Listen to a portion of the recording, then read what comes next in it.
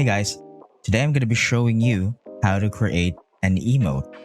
Over the past years, I have developed a workflow that works super efficiently for me. I'm going to be showing you how many layers I work with. I'm going to be showing you the different techniques that I'll be using all throughout this process that I'm going to show you. So hope you guys would enjoy. All right, so today what we're gonna do here is we're gonna be making a hype emote for a streamer that I am working with right now. So the usual thing that I do is I'll go ahead and use the brush tool, and for now we're just gonna make a simple sketch of what we have in mind. So right now I'm gonna be using the brush tool with the opacity and the pen pressure turned on. And by the way, for the pen pressure, I just like that personally. If you guys are using a tablet, it's totally up to you if you want this to be turned off or not. For me personally, I usually leave that on for this part of the process. I'll be imagining that the word hype would be somewhere around here. Doesn't have to be nice. It doesn't have to be perfect for now. I'm pretty sure you guys would make perfect art if you just spend time and a lot of practice doing it. So I have the imaginary place here, quote unquote imaginary place, for where the word hype would go. Oh yes, and by the way, everything that I do, I usually separate them in layers. That way I make sure that if ever I fudge things up later on down the line, I could just simply correct that whatever layer the error might be in. And I'm sorry, English is not my first language. Up next, I'll be drawing in the streamer's character right here, just having some guidelines, some emotes. They're in the chibi art style. It's because it works perfectly for emotes, because the chibi art style tends to have over exaggerated features, right? Big eyes, expressive mouths. So I kind of got my art style from that, but over the years I have developed like my own art style as well. And I guess for you guys, you would eventually have your own art style as well. So notice that initially I drew like the head a little bit tinier than what I wanted, so I just simply resized that one. And how you resize would be just take the lasso tool up there and select whatever part of the illustration you want to resize and hit the transform button, or in the shortcut Control T, and you can move that and resize it as you wish. But for now, I'm pretty happy with what I have, so I'll leave that be. So right now I'm just sketching what would the emote's initial form be. We're gonna add in some details later. So if you guys are also wondering what image size am I working in right now, to tell you honestly, the very first tutorials that I've watched in YouTube before, they were actually quite small. They were working with like around 500 by 500 pixels. But for me, I noticed that over the years of working with other streamers, they kind of wish that they had something that's bigger, simply because the emotes for them, some people, they use emotes not just for emotes, but they also put it as one of their overlays, or they want to post something on Twitter with that certain emote. So for me, I use a quite large of a file size, which is around 3000 by 3000 pixels. And sometimes it would even be 3000 by 3000 pixels at 300 dpi, because some of them would actually have those emotes be used for like merch. They want to print it on shirts, they want to print it on mugs, or whatever they wish they want to do with it. So yeah, it would depend. So as for the overall design of the emote, whenever you try to make an emote for someone, it always pays to know who you're working with. That way you can make something that's very unique to them. You know, I personally believe that in every emote that you make, it has to be very customized for them. It has to be very unique for them. Remember, this is an emote that we're talking about. So an emote is something that should reflect the streamer's personality or the community of that streamer's general vibe. So in this case, my client right now is a known nurse. He puts that in his bio. He has that written down. Like, everyone knows he's a nurse. So that's why, look, the character that I'm putting him on is he's wearing a scrub or scrubs. Scrub or scrubs? Let me know in the comments. I think it's scrubs or scrub. I don't know. But anyways, so we got that one, the initial sketch down. When you're making an emote, try to imagine what that feeling would be. Emotes, basically, yeah, they're shortened for emotions or emoticons, you know, something like that. I don't know. But yeah, it should convey emotion. So that's what I'm gonna do here. Big smile right there. And gonna show some teeth. Show me your teeths. What? That was a very mature joke. When you want to make a face that looks excited or shocked or has a strong emotion, be it positive or somewhere along those lines, these are where the guidelines shine through. Now let's go with the eyes. I actually drew something here earlier, but I wasn't too happy with it. So again, we're gonna be conveying someone here who is super hyped. So they want to feel, yeah, fuck yeah, or you know, that they feel pretty kick-ass, or like the whole stream feels pretty kick-ass. So what I'm gonna do here now is maybe we're gonna have one eyebrow lowered just like that, and then one eyebrow raised, you know, pretty much like The Rock right now, just like that. So this one has like the emotion over here, shows the emotion of like, fuck yeah, I feel kick-ass, while the other eyebrow here would show that, you know, they're happy, they're excited. Let's squint the eyes a bit. And just like I said before, now I think that the eyes are too close to each other based from how the streamer looks. Again, study your clients, how they look, their quirks, their personality, and apply that in making your own emote for them. So there we go. I think that distance is much better. And again, this is why I like the chibi art style and decided that I would develop that, because I don't want something that, you know, that's too generic. I don't want it to look something that easily identifiable. So yeah, let's make something unique for them. I'm gonna draw in some pupils. The client that I'm working with right now actually has a small tiny patch of hair by the chin, so I'm gonna be adding in that good old looking soul patch that he has. It might sound creepy, but no, observe your client. Yeah, so basically, how much time do I spend with, you know, studying a client? Well, it totally depends. Sometimes I spend hours just watching their VODs. Sometimes if like there's one good stream that showcases the way he operates all throughout the stream, then yeah, that's good enough for me. I'm just gonna go, yep, that's it, that's how it goes.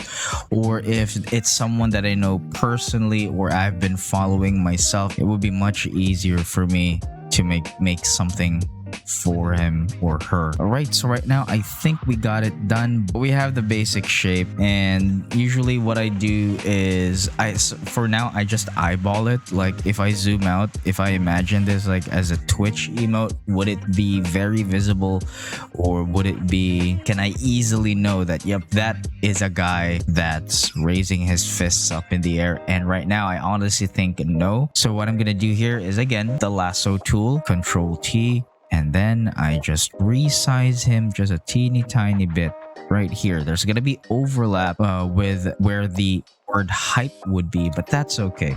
That's okay. All the more, I think what I'm going to do here right now is like put the word hype behind him, add in some shadows there, some nice shadows, and I think we should be good. The next part would be the inking. To avoid, messing up something here, what I'm going to do here is I am going to add in another layer, and then I'm going to lower the opacity of the layer behind the sketch that we just made. And yeah, I'm going to go ahead and start making or do the inking. What I would personally use for inking is this one right here, the wet media brush. I think it's a default in Photoshop. I forgot, and I use the Kyle Ultimate Inking. It's very smooth, and aside from that, if I use thicker lines, which I usually do, and if you turn on the pressure sensitivity in your Photoshop, if I press it down, it creates super thin lines, but if I push, it also makes thicker lines. And so what I'm gonna do here is I'm gonna up the smoothing to like 100%,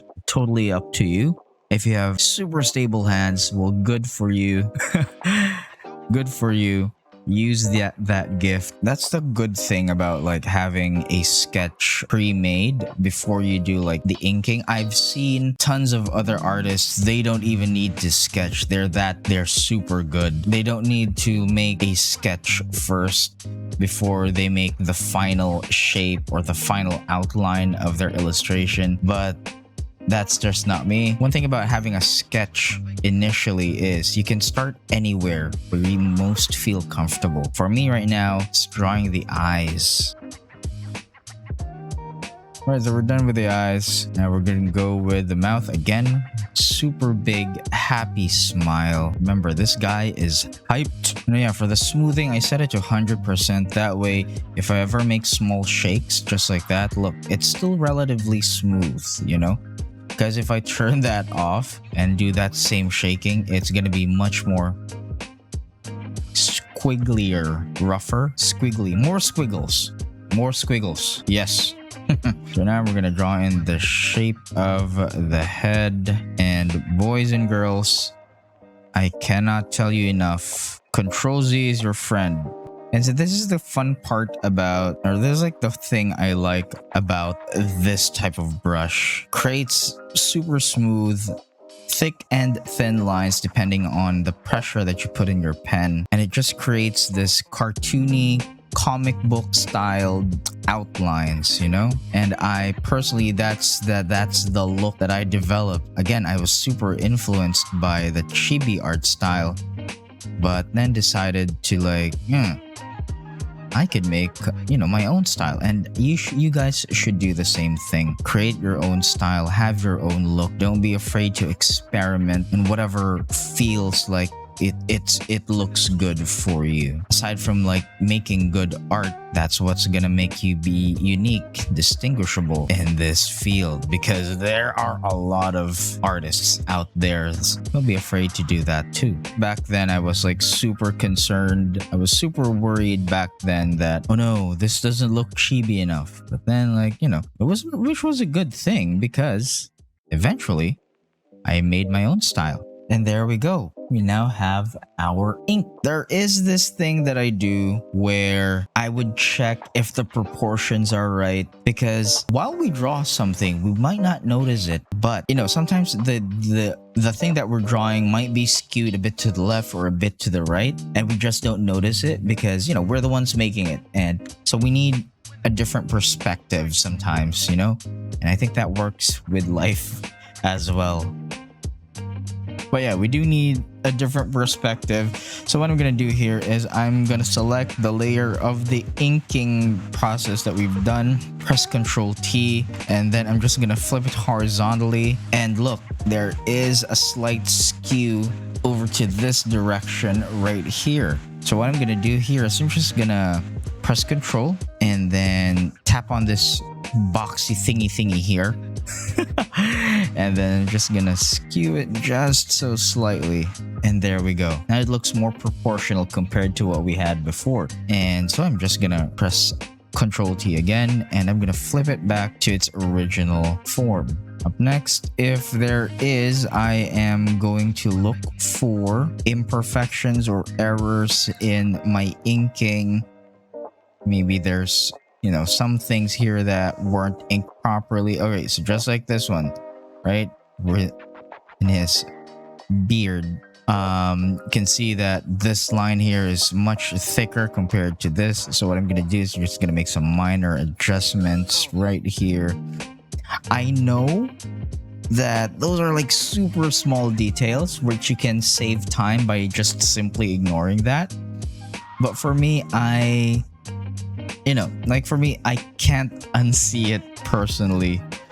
But it's totally up to you. If you want to leave them as is, if that's your art style, then cool, you can go with that. But for me, I know that when it's reduced down to the size of an emote, they're not gonna be super visible. But for me, the clients deserve good art, and I'm trying to make good art for them the way I understand how. Yeah, so super small details like this, even though they're not going to be like seen, it's totally up to you if you want to do this. But for me personally, I want to go the extra mile in making something with great detail for them. And I think it's necessary for me too, because they're streamers. They want to use their emotes not just for emotes in chat, but they might use it in their Twitter post or in their Instagram post, or they might use that in their videos. So that's why I tend to put in as much necessary detail as possible. Okay, so I'm actually quite happy with this. I'm actually quite happy with this inking that I've done. So I'm gonna do next is I am going to color this. Well, what I would do personally is this. I add in a layer, and I know I might get called out for this, but I actually use this one right here, which is the paint bucket tool. So what I'm gonna do here is I'm gonna press on, let's say I'm gonna let's color in the scrubs first. Okay, so for the scrubs, I want it to be a bit of a teal color. So I'm actually off screen, you're not seeing it, but I do have another emote that I made for him, and I'm gonna use this color scheme, this color palette that was already made for him before. I'm gonna match that. I'm gonna match his colors from his first emote that I made to this new one. So the way I do that is, if ever I want to select this color right here, I just go ahead and press Alt, hold Alt, and the cursor now changes to an eyedropper tool, which would, if I tap on that color, it's gonna, the color in your foreground is gonna be that color. Or if I press Alt again, go with the eyedropper tool, select that, so it's gonna give me a different shade of color now, and so on. You get the point. We're smart people. We're very smart people right here. Yeah, let's go select the colors that we need. Again, what I'm going to do here now is use the paint bucket tool. So I'm going to go to my inking layer, select the area of the scrub here, which I'm going to do with the W key to make the selection, and voila, we have this selection right here. All right, so let's get started with coloring this emote. So what I'm going to do here now is I'm going to go to the inking, or the ink, the inked layer. I'm going to select the area, pressing W right here to get me the selection tool. I'm going to select the area of his scrubs here. I'm going to add in some parts there. And then what I like to do is to make sure that everything inside this area is filled up, is I am going to go to select, and then we go to modify and expand. I set my expand command to like shift control 1, or it totally depends on you guys. But I do have a keyboard that has a macro in there. Press that, and then just expand it by 1 or 2 pixels, like that. And then I do the same command again. That way the selection would expand. And from there, I go back to this layer right here, this empty layer that I just made. And using the paint bucket tool, I'm just gonna fill that in, fill that bad boy in, just like that. I'm gonna do the same entire process for the rest, for the color blocking that I'm doing right now.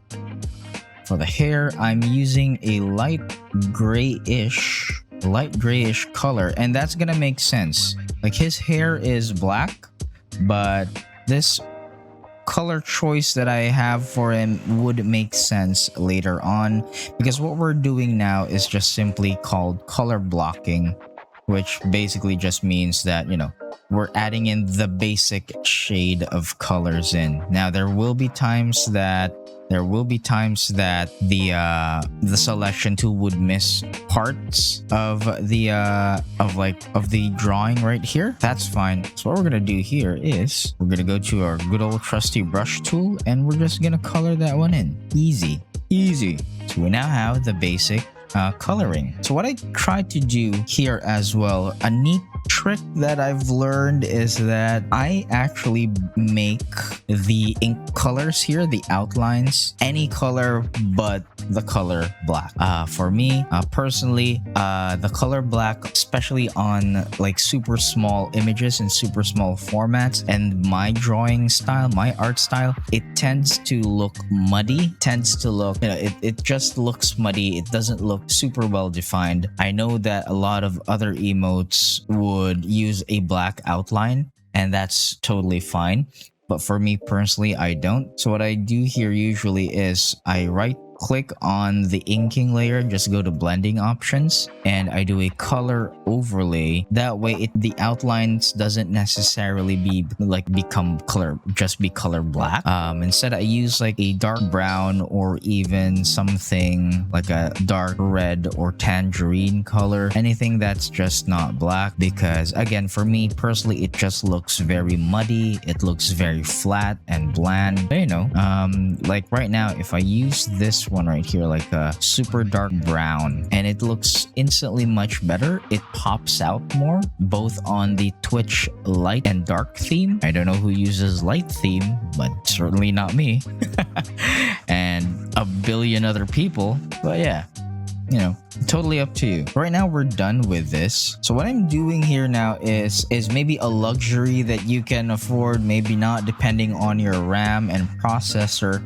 But what I'm gonna do here is I'm gonna select all the layers that have the color, and I'm just gonna group them together and make a duplicate. That way, if ever I mess something up with this duplicate group of layers, I can just simply, you know, reduplicate them once again with the original colors that I have for them. For now, I'm happy with this. So let's go to the part where we need to shade. We're gonna add in some shade this time. So usually when I do my shading, I start off with the skin, and again, without me scuffing this layer right here, what I'm gonna do here is I'm gonna add in a new layer on top of the layer here that has the skin color, and I'm just gonna make a new layer right there, and I'm gonna press Control Alt and G. That way it's gonna create a clipping mask. That way, look, if I draw something outside, it doesn't show up, but if I draw something within the layer that has the skin color, it's gonna show up. So right now what I'm gonna do here is I'm gonna go ahead and select a brush right here.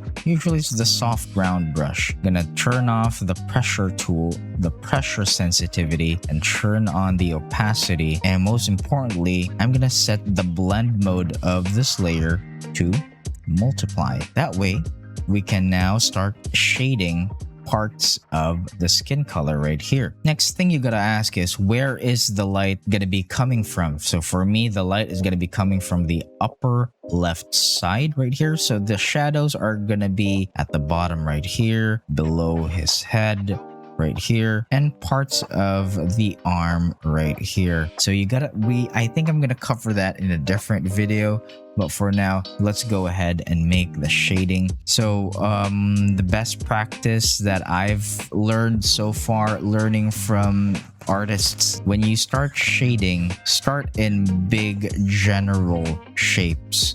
You don't want to start off with super minute details. It's just gonna drive you crazy. And so with a big brush like this, under the multiply blending mode and with the opacity turned on, I can now start, let's turn off the smoothing here.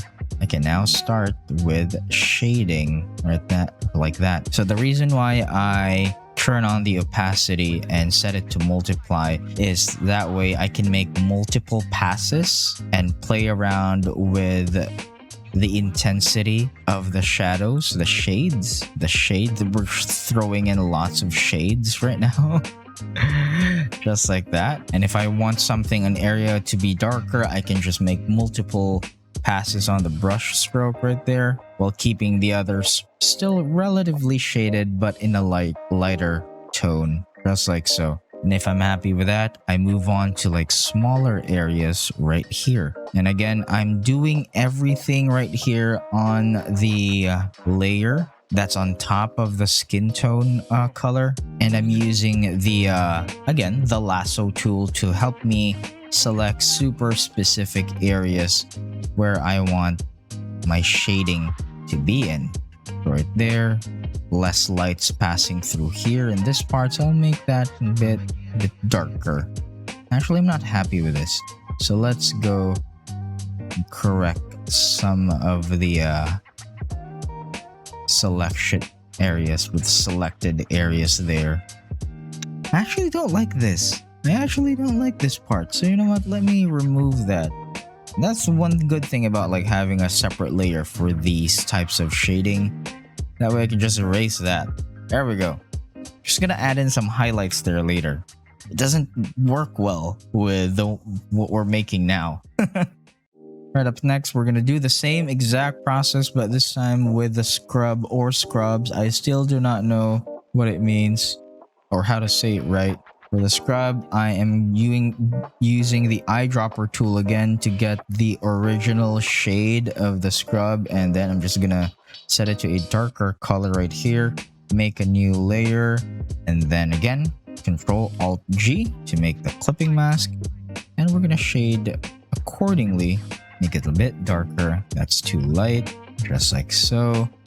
As much as possible, we want to create contrast, lots and lots of contrast, because we want to make things pop on stream. Okay, so I'm super happy with this so far, but at the same time, we want to select a larger area right here, and I'll just do one more pass of a slightly less harsh shading right there. It adds more depth, you know? Like we got shadows, we got highlights, but the midtones, that adds lots of depth. All right, up next, we're going to go with the hair. Same process. Add in a new layer, clip that new layer to the existing layer for the hair color. And this is where what I will be showing you. The reason why I'm using like a light gray color for the hair is because, again, we're going to go with the multiply tool right here. We're going to go with the multiply tool right here, or like the blending mode, sorry. And yeah, we're going to do a pass here. So again, his hair is darker on the upper side, but on the sides, they're a bit lighter. So I'm going to select top part of the hair first.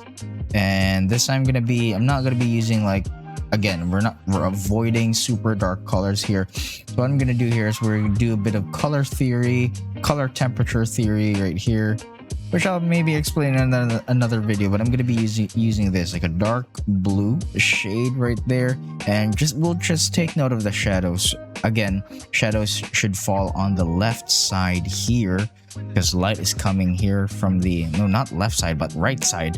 And the light is coming from the left side. So let's do one pass right there. And we're going to make things on the left or the right side. Yeah. Right side a bit darker than before, and voila, we have that. Ooh, same goes with the beard or the eyebrows as well. You can see it's almost black-ish, but it's not, if that makes sense. Just like so. And we're almost done with the shading part of the emote. I actually forgot to set to multiply for the layer for the scrub, but you know, it still works. It's actually much better than I expected now. Now we're gonna go for the eyes. Go for his eyes. Same thing. We're gonna get the color for the eyes, the base color, using the eyedropper tool. We're gonna select multiply for the no, this one, this layer right here. And we're gonna select a darker shade of brown and just color in the pupils a teeny tiny bit just to add depth. Small details like this go a long way. Make your illustrations pop. Pop, pop, pop. I'll do the same thing for the white color as well. Select that color, and again, I'm just gonna use the color blue here, just a teeny tiny bit, somewhere around there, like a muted blue color, just for the eyes and teeth. You don't want to overdo it though. It's super easy to get carried away. Like that. I got carried away, so we're gonna step back just a teeny tiny bit and do the same thing here. And there we go. It looks so much better now. I think. I hope. So I guess it still seems missing on the shading part. I'm not super like happy with it for now. I think it's missing some shading here as well. His majority of his face. So I'm gonna go backtrack, and it's okay if you want to backtrack on things that you missed out. It's totally fine. Again, every new art that I make, I always treat it as like a new adventure. Like no matter how many times I have done this before, but yeah, you still want to learn new things. You want to realize that hey, it's missing this or it's missing that. But yeah, feel free to have fun experimenting on the art that you're making. And if you mess up, again, Control Z is your friend. Don't beat yourself up too much. If you make a mistake, you can always backtrack on things and make them right for you guys. All right, so I think I'm happy with this right now. Let's see. Yeah, I'm good. I'm happy with this result that I have. Now, right now, you might be wondering why it still looks flat-ish. It's because we haven't added highlights yet. We now have the shadows. Now we're gonna put in the highlights. We're gonna do that same thing, but I'm gonna start with the skin and then move to the other colors that we have. So what I'm gonna do here now is on top of the layer where we put in the shadows for the skin, I'm gonna be making a new layer. Press Ctrl Alt G, and this time we're gonna select overlay for this, and I'm gonna be using a lighter shade of brown, and we're just gonna start painting over the colors right here. It would depend totally on the situation, but sometimes I don't want to use the selection tool, and sometimes I need the selection tool for super specific areas that I want to highlight. But in this case, I think it just works best that we don't use the selection tool or the lasso tool and just go with it, just like that. Again, you don't want to overdo it. Just be super careful, and again, if you mess up, that's fine. That's why we have lots and lots of layers for this. And this time we're gonna do the same thing with the scrubs. Make a new layer, and then again, overlay. I'm gonna select a lighter shade of what initially the main color is, and just add in some highlights, some happy highlights. I think I'm gonna add in one more detail here, and that is highlights for the eyes. Now I'm gonna make that one a totally separate layer right here. Just highlights for the eyes, just like that. Yeah, I'm gonna put it below this layer. There we go. Looks happy now. He looks nice, very nice. It's a happy boy right there. Again, now let's go back to the hair. Control Alt G, and then go with overlay and a lighter shade of gray. It's not purely white there. I think I'm okay with this. I'm actually quite happy with it now. And there we go. We now have our basic emote right here. Well, it's not really basic in a bad way. And so there we go. We now have, I think it's actually quite good. It looks like a complete emote character that we have. All we just need to do now is to add in the word hype behind him, and we should be good to go. And so the way I make any fonts for my emotes is I have this personal favorite, and people that I've made art for, they would know that I use this font a lot. It's called Badaboom. It's called Badaboom. The reason why I like this font so much, because It is extremely bold. It's very visible. It's thick, and that's what you want with emote letters, right? You want them readable because again, they're gonna be very small, and you want it to be as visible as possible.